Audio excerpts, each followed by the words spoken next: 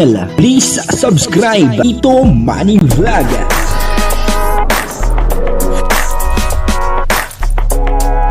Payagan po si Tito Manny Vlog na mag-reactor para pambiling gamot sa kanya pong karamdaman. Wala man siyang records ng ng awayan.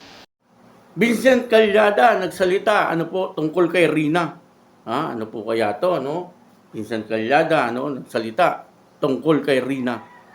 Papanoorin po natin yung video at bibigyan po natin ng konting reaction. Pero bago po yan, ako po ay bumabati sa inyong lahat ng magandang umaga, magandang tanghali, at magandang gabi sa inyong lahat mga kapatid. Saan man kayo ng panig ng mundo naroon ngayon ay mag-iingat kayo palagi at pagpalain kayo ng ating Panginoon. Maraming salamat din po sa patuloy na tumatangkilik sa aking YouTube channel at nanonood sa aking video reaction. Patuloy lang po natin suportahan sila Kuya Bal Santos Matubang, Kalinga Prab at Ate Edna Vlog. Kung nanonood po tayo ng kanilang mga video, ay wag po natin skip yung ads upang sa ganon ay patuloy po tayong makatulong doon po sa kanilang mga tinutulungan. O ito po yung video na kung saan si Vincent Calyada ay nagsalita tungkol kay Rina. Ano po kaya ito? Ang kabuuan po ng video ito ay mapapanood po natin sa YouTube channel ni Pastor E.R. Villagomez. So ayun Pastor E.R. Villagomez, i-subscribe po natin. Kung hindi pa po natin siya na i-subscribe at pabutin po natin ng 100. Malapit na, konting-konti na lang at 100 na po itong si Pastor E.R. Villagomez. 100K subscriber. Kaya yun po ito po yung video. Grabe, punong abala. Punong abala ba? O isa sa mga nag-abala? Tama lang. Ano masasabi mo dito sa experience na to na ikaw nakapag-asikaso ngayon? By the way, nakakataba ng puso na yan si Rina, natutulungan natin kahit sa konting pamamaraan. At pinapasalamat ko yun muna kay Lord. Yeah. At sa mga buting sponsor niya, Yes. sa mga viewers, at Yes. lalong-lalo na sa ating Kalingap dahil nabago natin si Rina. At unti-unti na. Unti na lang. Ang galing, Unti lang. galing nga eh. Tsaka masaya siya eh. Yes. Kaya sobrang thank to God talaga. Lahat ng bagay na nangyayari kay Rina, pinapasalamat ko kay Lord. Kasi magiging okay na Tsaka si Rina. tiwala sa'yo ngayon. Yes. Na Tiwala lahat sa pag-asikaso. sponsor. Oh. Grabe. Opo. Salamat. Ever since na nakilala kita parang hinahabol ka ng mga sponsors na mag-aasikaso. Opo. May tiwala sa'yo talaga. Talagang lahat ng sponsor na ni Rina sa akin kinitiwala. Amazing. Salamat.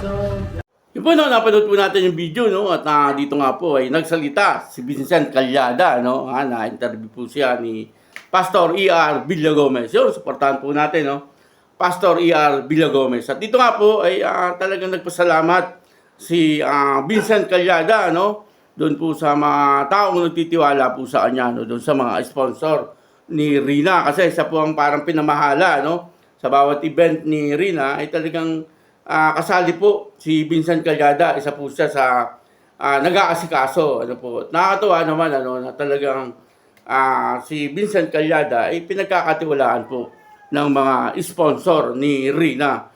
At dito nasabi niya nga po na si Rina daw po ay talagang okay na, konting-konti na lang. Maayos na po itong si Rina. Alam naman po natin lahat na itong si Vincent Calyada, isa sa mga tumatayo na kuya ni Rina. At noon pa man, ng si Rina ay talagang kasalukuyan na karamdaman, si Vincent Calyada ay nandoon din po nakasama nila Kalinga Pedro at Kalinga Prab.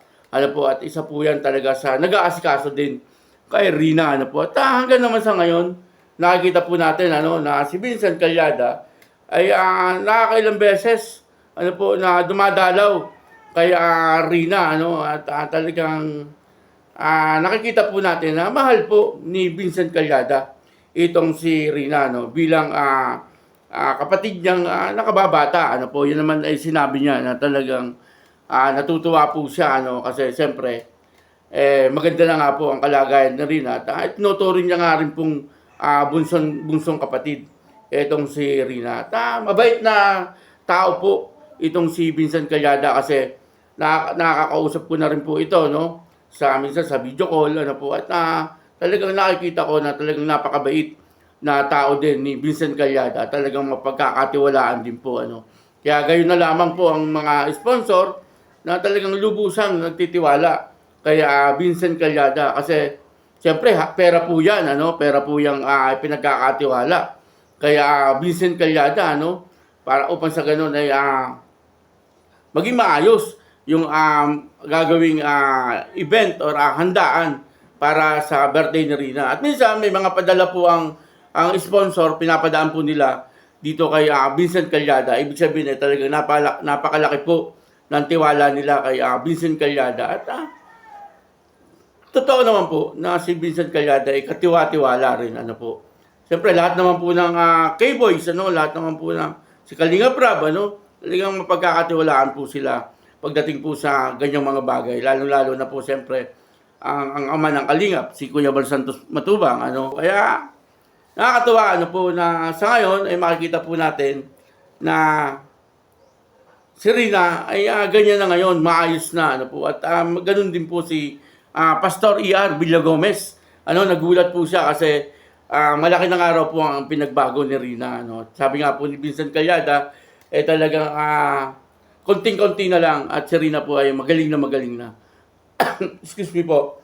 At doon nga pala po sa live ni ni Rowie Name. Puntahan niyo po yung binlog ni Rowie Name.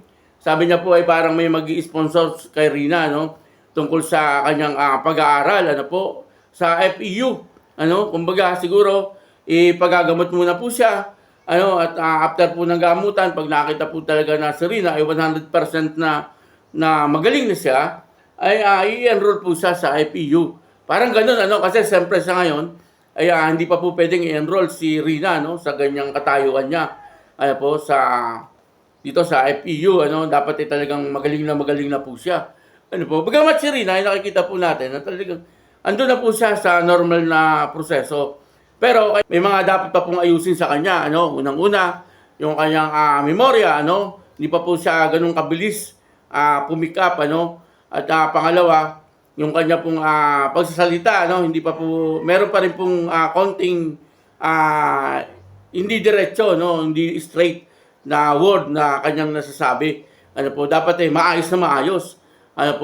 Para sa ganon, siyempre, pagpasok niya po ng FEU, ay okay po siya. At tayo natutuwa na si Rina ay talagang umaani ng pagpapala.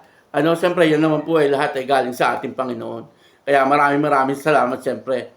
Una sa lahat ay sa ating Panginoon. At pangalawa, doon po sa mga taong ginagamit niya, yung mga tao na instrumento ng ating Panginoon, upang sa ganoon si Rina ay gumanda yung kalagayan at mabigyan ng mga blessing.